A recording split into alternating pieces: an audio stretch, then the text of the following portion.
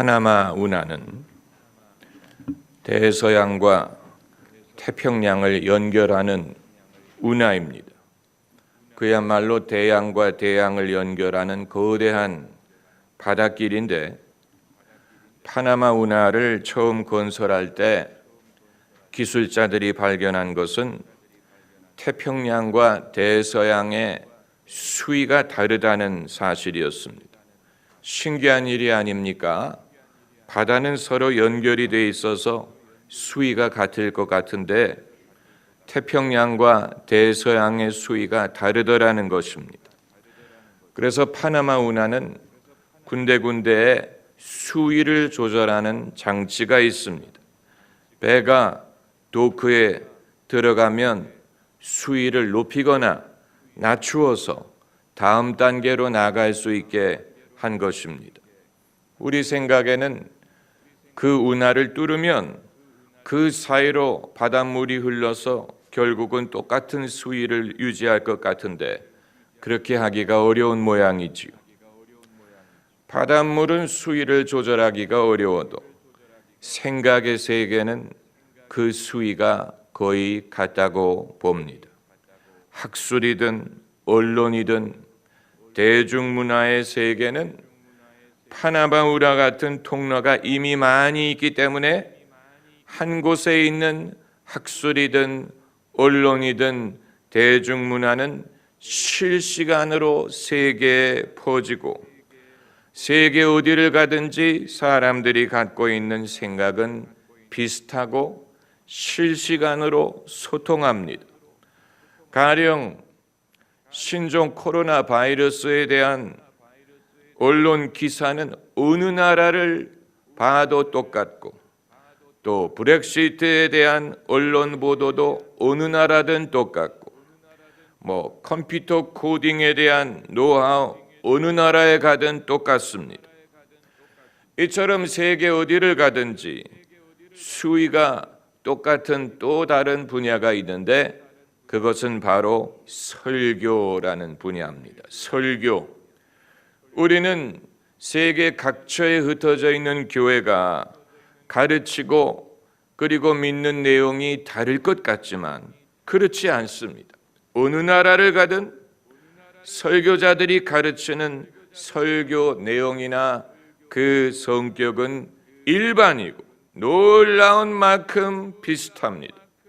유튜브에 들어가면 그것을 발견할 수 있는데 유튜브에 들어가서 세계 여러 나라 설교자들의 설교를 들어보면 그 내용이 서로 비슷비슷하다는 사실을 발견합니다. 물론 언어의 장벽이 있기 때문에 모든 나라의 설교를 알아듣지는 못할지라도 그럼에도 알아들을 수 있는 범위 안에서 들어보면 어느 나라든 어느 대륙이든 아프리카든 남아메리카든 아시아든 유럽이든 강단에서 가르치는 설교의 내용이 놀랄 정도로 비슷합니다.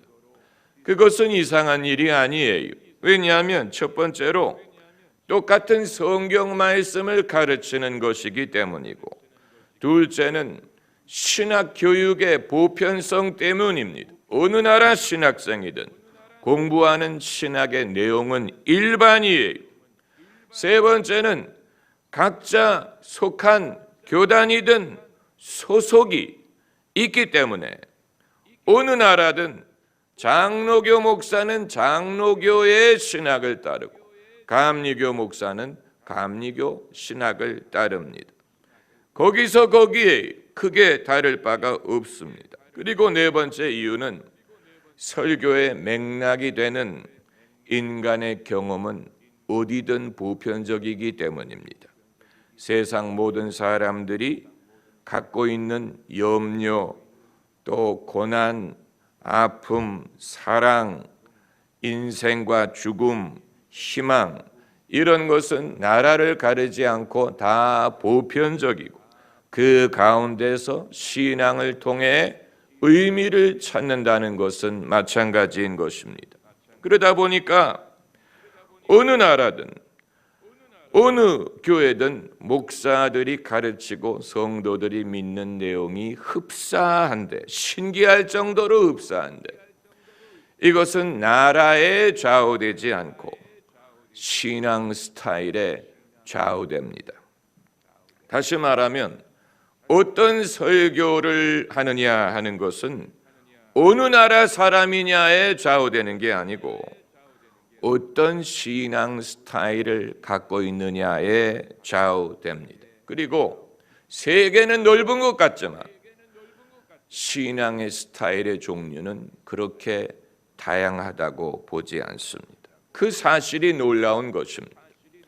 이 파나마 운하를 제대로 뚫었다면 태평양과 대서양의 수위가 똑같아질 것인 것처럼 신앙의 세계에는 이미 많은 운하가 뚫려 있어서 세계 어느 나라를 가든 부흥하는 교회, 활성된 교회는 그 신앙의 컬러가 공유하는 면이 있습니다.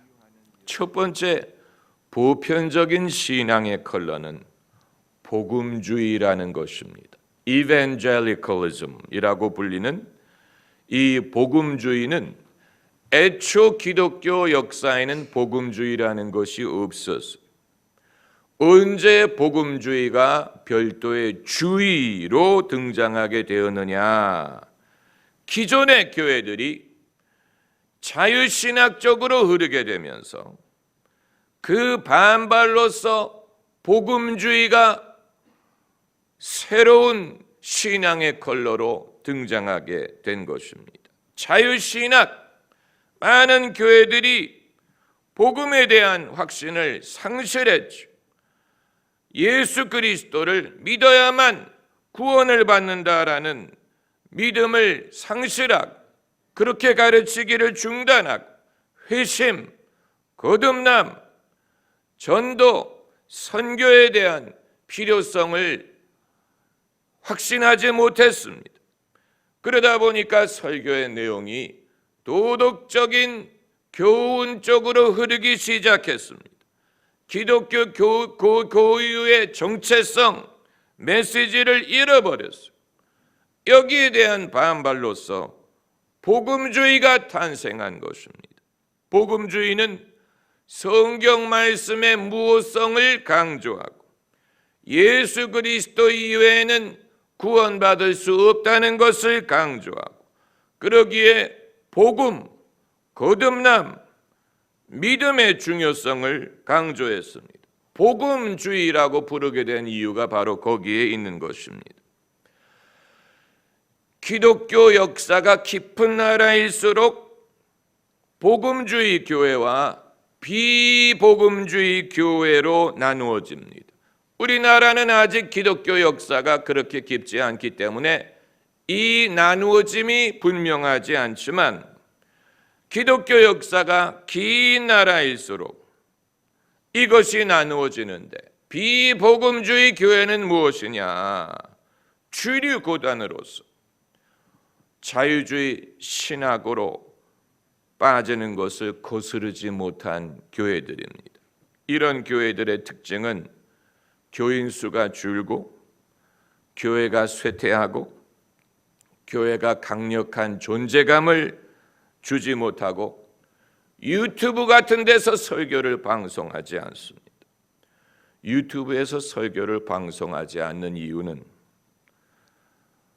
그럴 만한 이유를 찾지 못하기 때문이고 거리가 없기 때문입니다. 그러니까 전도와 선교를 중요시하지 않는데 굳이 유튜브에서 설교를 해서 사람들이 듣게 하려고 하지 않는 것이고 또 하나는 하더라도 별로 사람들이 들으리라고 생각을 하지 않는 것입니다. 복음주의 교회냐 아니냐 하는 것은 속한 교단과는 상관이 없고 개교회가 그것을 결정합니다. 과거에 저희가 이 지원한 적이 있는 영국의 세인트 피터스 교회는 성공의 교회. 그러나 교단과 상관이 없이 그 교회는 복음주의 교회입니다. 그러다 보니까 이 성공회처럼 교역자들이 무슨 가운을 입고 모자를 쓰고 오르간으로 예배를 드리는 것이 아니고 진 바지에 폴로 셔츠를 입고 예배당 안에 이 욕조를 만들어서 거기에 침례를 하고 밴드로 반주를 하고 속한 교단과는 상관이 없이 그 교회의 확신대로 복음주의적인 사역을 합니다. 뉴욕시에 있는 유명한 리디머 교회는 장로교 교회지만 복음주의적인 방식으로 메시지를 전하기 때문에 복음주의 교회로 분류가 되는 것입니다. 그리고 이제 두 번째 세계적으로 보편적인 신앙 갈라는 오순절 운동입니다. 펜테코스탈, 때로는 네오 펜테코스탈이라고 분류하기도 하는 오순절 교회는 원래 복음주의 운동에서 비롯되었습니다. 거기에서 시작했는데 분리해서 나온 거예요. 복음주의는 성령으로 거듭나는 것을 강조했다면 오순절 교회는 성령으로 세례받는 것을 강조했습니다.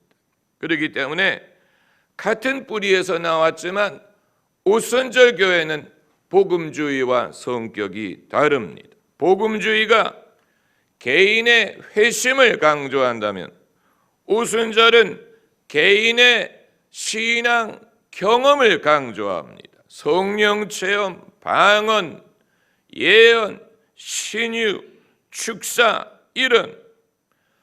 그래서 복음주의와 오순절 교회를 비교하자면 복음주의는 점잖게 맛을 낸 미역국과 같다면 오순절은 김치찌개와 같습니다. 맛을 낸. 그러니까 복음주의도 맛을 중시하지만 오순절은 끝장을 내야 속이 시원한 것입니다. 복음주의자들도 찬송을 열심히 힘차게 부르지만 오순절은 손을 들고 흔들지 않으면 성이 차지 않습니다. 복음주의 설교자들은 성경을 본문으로 충실하게 설교를 하지만 오순절 설교자들은 한 걸음 더 나아가서 누가 병이 낫는다든가 성령 세례를 받는다든가 영적 전쟁을 하는 것을 목적으로 삼습니다. 그렇기 때문에 복음주의 설교자들의 설교하는 스타일을 보면 테드 강의하는 것처럼 보이는데 오순절 설교자는 땀을 뻘뻘 흘리고 흥분을 하고 목소리를 높이는 스탠드업 코미디언을 닮은 그런 면이 있습니다. 제가 이 말씀을 드리는 이유는 장차 전 세계의 교회는 이 두 부류로 양분화될 것이기 때문입니다. 이 두 부류로 양분화되지 않는 교회는 다 죽어버릴 것입니다. 이미 그 현상이 나타나고 있습니다. 기독교 신앙을 유지하는 길은 복음주의나 오순절 신앙으로 나가는 길밖에 없습니다. 무엇을 근거로 그런 말을 하느냐? 세계는 좁아지고 있어요. 항공기를 제조하는 회사는 보잉 아니면 에어버스에, 스마트폰은 애플 아니면 갤럭시에, 가상화폐는 비트코인 아니면 알트코인이에요. 양분화되고 있습니다. 교회들도 장차 복음주의 아니면 오순절로 양분화될 것이고 그 이외의 교회는 사라질 것이라고 봅니다. 생존력이 없기 때문에. 서구 사회 기독교 신앙이 부활할 수 있는 유일한 길은 복음주의 아니면 오순절 운동으로 가는 것입니다. 미국도 마찬가지. 미국도 10년, 20년이 지나면 기존의 메인 라인 교단은 다 문을 닫게 될 것입니다. 복음주의와 오순절 교회만이 살아남을 것입니다. 남아메리카의 개신교 신앙은 오순절이 다 장악했습니다. 아프리카의 기독교도 오순절이 장악했습니다. 이건 세계적인 추세. 그런데 복음주의와 오순절파에는 부족함이 있습니다. 만일 이 두 신앙 갈라로 예수님의 모든 정신을 반영할 수 있으리라고 생각한다면 그것은 실수인 것입니다. 첫째로 복음주의의 단점은 뭐냐? 너무 보수적인 윤리관, 보수적인 정치관에 치우친다는 것입니다. 그래서 미국의 복음주의자들은 주로 남부에 사는 트럼프를 지지하고 공화당을 지지하고 낙태와 LGBTQ를 반대하는 것으로 특징 지어진다는 사실. 그리고 복음주의는 좀 반지성적이고 하나님의 넓은 섭리를 보기보다는 주로 인간의 회심, 구원에 초점을 맞추려고 한다는 것인데, 이 세상에 하나님이 하시는 일을 오로지 인간의 영원 구원만으로 정의하는 데는 문제가 있어요. 그리고 두 번째로 오순절 운동의 단점은 무엇이냐? 검증하기 어려운, 뜬구름을 잡는 것 같은 선동적인 주장을 좋아하고 그 세계에 발을 딛지 않은 사람에게는 설득력이 부족하다는 사실. 그리고 합리적인 사고와 책임 있는 인생의 선택을 가르치기보다는 인생의 모든 문제를 영적으로만 해석하려고 한다는, 그게 틀린 것은 아니지만 치우치는 것처럼 보인다는 면입니다.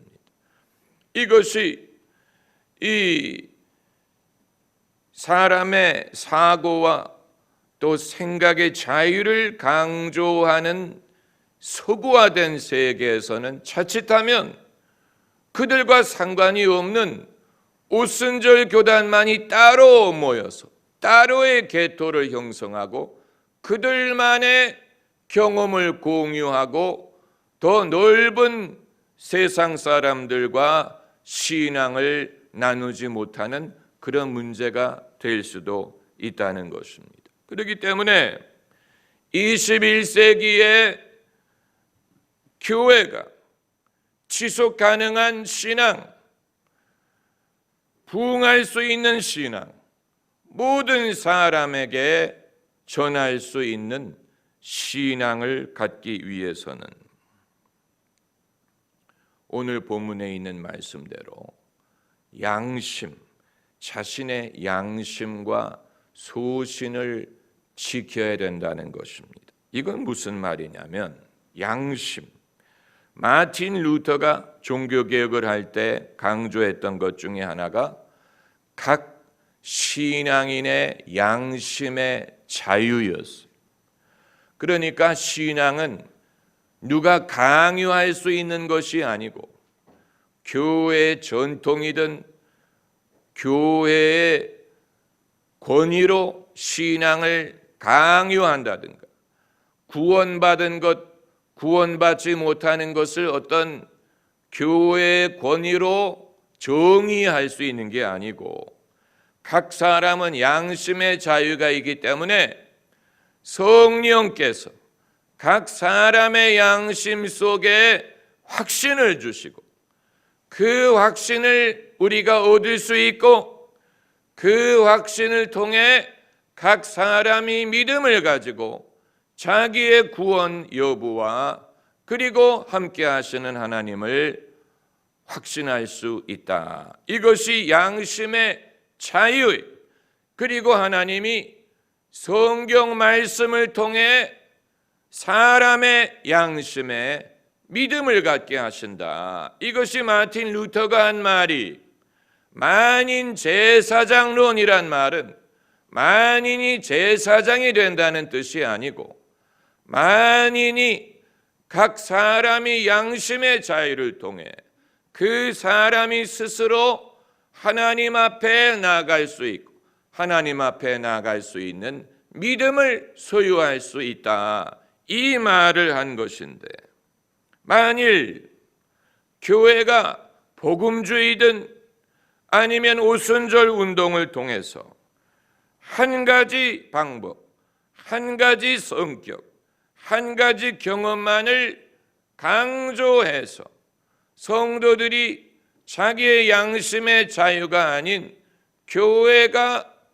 강요하는 대로의 신앙을 쫓아가게 만든다면 이것은 각 개인의 양심보다는 다시 집단의 권위주의로 돌아가는 그런 결과가 될 수가 있는 것입니다. 집단의 권위주의, 중세에 천주교회가 타락했던 이유는 집단의 권위주의였고 여기에 반발하기 위해